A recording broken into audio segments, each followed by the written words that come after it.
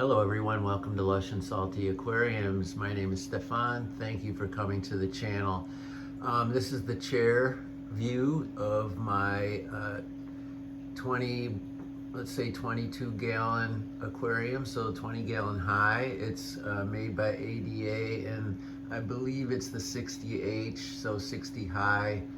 And as I always explain, the extra couple gallons is in height, and that's super cool. It fits really well on this, what used to be on the side of our bed a long time ago, and another time and place.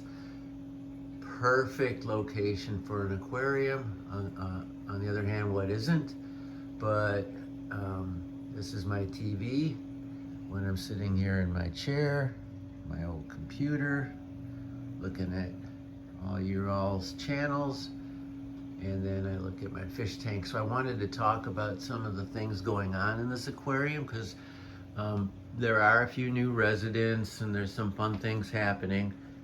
And let's start, before he disappears, with this lovely juvenile snow white bristlenose.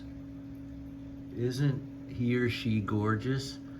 So I got this from Karina, who I believe her YouTube channel is OC Aquatics. I'll put it in the description. But she was selling these at various swaps in the Chicagoland area, and I made a trade for a trio, and I put one in here. I traded her a bunch of plants, and I hope she watches this, because although it's growing slowly, you can see it's feeling completely happy and safe in the hustle and bustle of this community aquarium. So with that glorious little creature out of the way, here, by the way, is the other plecostomus in here, a chocolate longfin, much bigger of course, and that looks like a male because of the bristles. Probably not full grown. I find these fish, as prolific as they are if you're breeding them, they're slow growing, which in my case is awesome, because I don't, other than my big display tank, I really don't have any tank much bigger than this one. And while this isn't a traditional nano tank by any stretch, given what I like to do with them and the amount of life I keep in them, a fish that gets too big is conspicuous. And he's the biggest guy in here right now for sure, but you can see him working, and he isn't bothering anyone, and no one's bothering him. And other than that little white one, there's not going to be any breeding like the I don't know, potential fiasco I got going on in the display tank, where I put a cave in there, and immediately that started a whole bunch of plecostomus breeding. And now I've got fry in a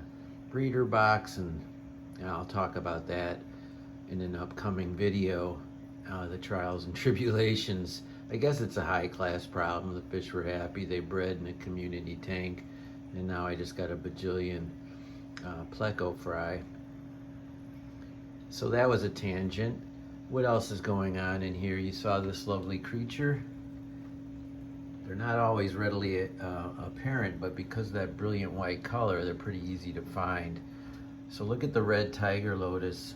I cut a lot of leaves, but you can see it's starting to encroach there, and it's also back there. You can see the leaf down there. Now that's below the Ludwigia repens.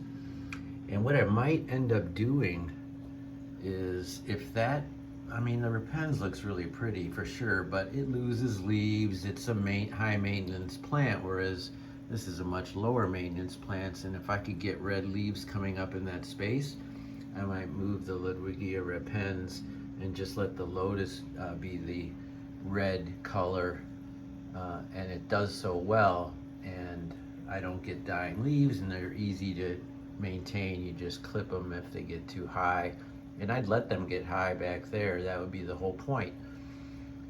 In the center is a whole bunch of Anubias. Once it gets going, it takes a long time, but once it gets going, it's really much more rapid as it gets to be mature colony. I clip leaves all the time, folks, and you can see a new one down there, and that's a new one.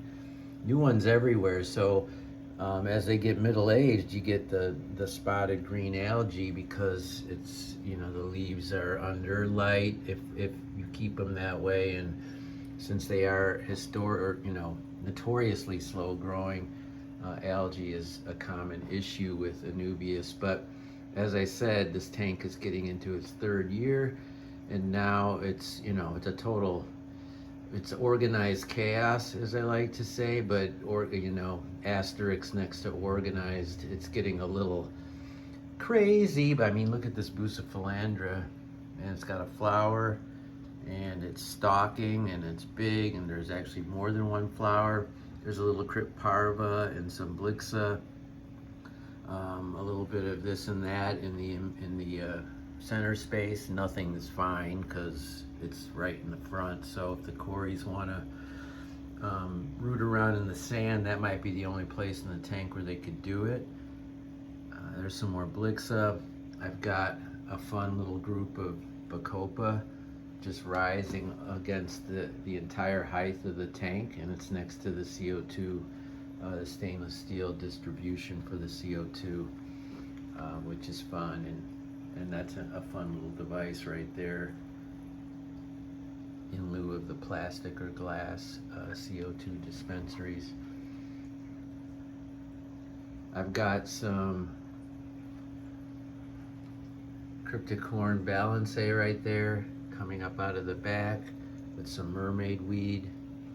And then this plant here is the Cypress Halferi, a really fun alternative to Veil because it doesn't immediately go all over the tank. It stays where it's supposed to.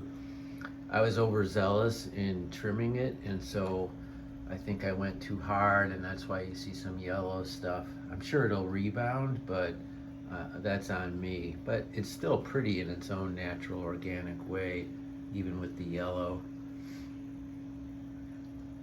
The fish. So SB Rasboras, the ones that look like the Harlequin Rasboras, they're a little bit smaller and I think shinier and more beautiful. And if you only had space for one or the other, get these.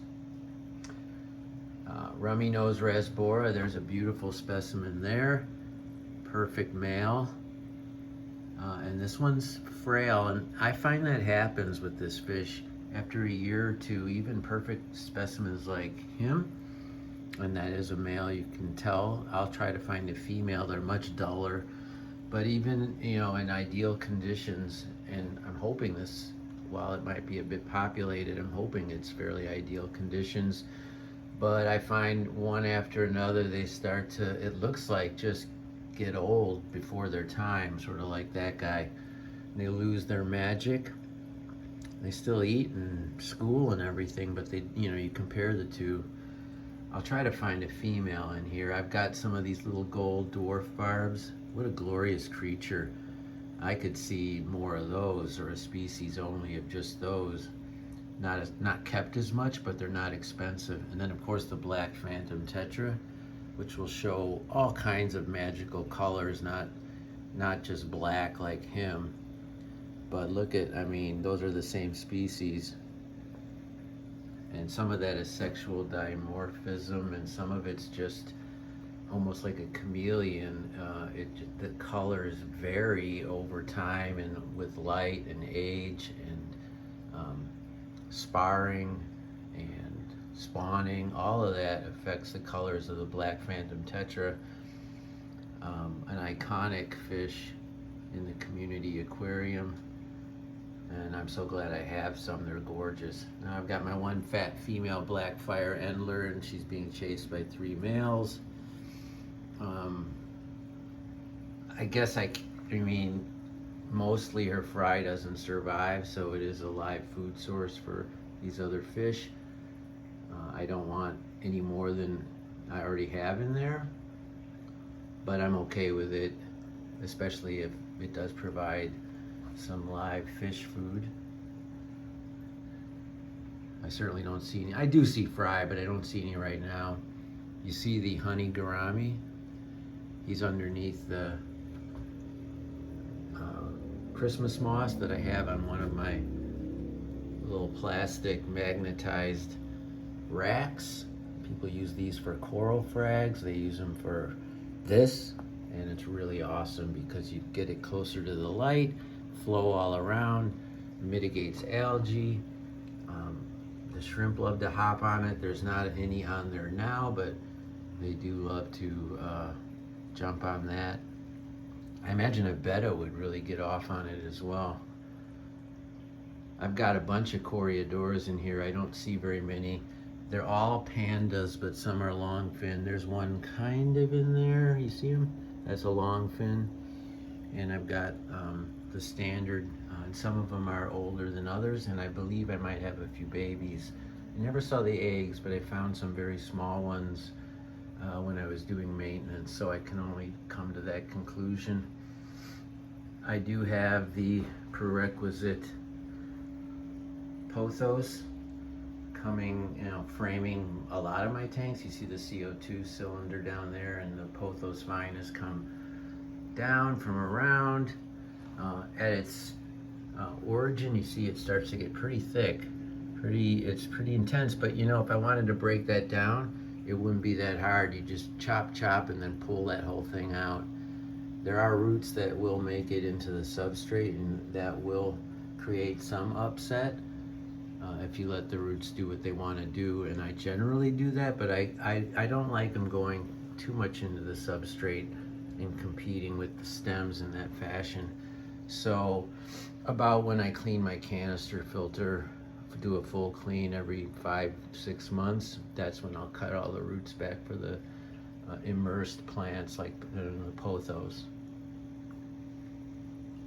I've got these wonderful, the same moss that's growing here. I just pull from these 2 points of driftwood. You can see some of it is out here. I manage that duckweed. You can never completely get rid of it, but there's a flower from one of the Anubias, but you can see that even out of water, this moss, because of the wicking, and I do spray it. And when I do a water top off, I pour the water right over it, because it will dry out. If you're not careful, you won't get the result that you want unless you keep it moist. And since this is not a greenhouse, it could get dry there. And as winter's ended in spring, but during winter especially, when you're putting heat in your home, the evaporation is intense.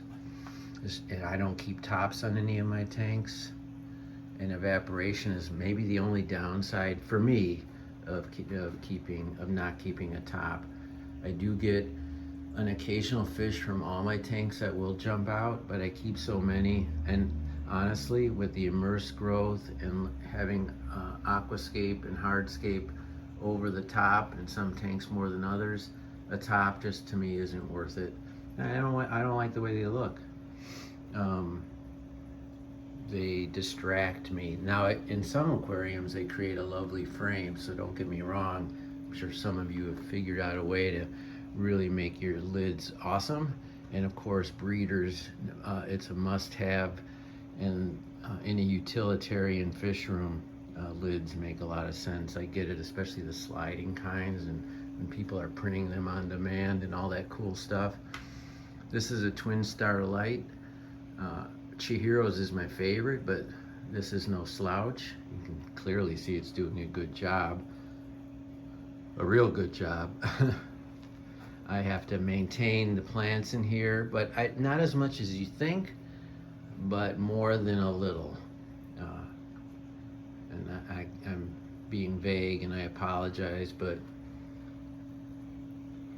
I love the way this lotus is kind of creeping all around. I'm really looking forward to maybe having that become a more dominant feature than it already is, but in the lower and mid ground, and now perhaps in lieu of the repens, because while I don't see a dead leaf floating, in the lower portion of this plant, every morning there's a few leaves that float up here, just like, I'm gonna pull you one, not that you need to see, but there. And that's just gonna happen no matter what, because like a lot of stems, it's not a feature people advertise, but the bottom part in many plants gets just deteriorates and dies, and so you get a wonderful middle and top and a crummy bottom. And maybe that's how it works in nature too. I do love Ludwigia repens, but it is a higher maintenance than the red tiger lotus or something like Bucephalandra or Anubias. These are all low maintenance once you get them going. If you have any questions about this aquarium, do not hesitate to ask me about the fish or the plants or the equipment. I don't want to get this wet leaf on the camera, but so that was why I was shaking around. I may have missed a fish or a creature or a plant, but I certainly appreciate all of you, and thank you for watching. Always keep your hands in the tank, albeit carefully, and ciao for now.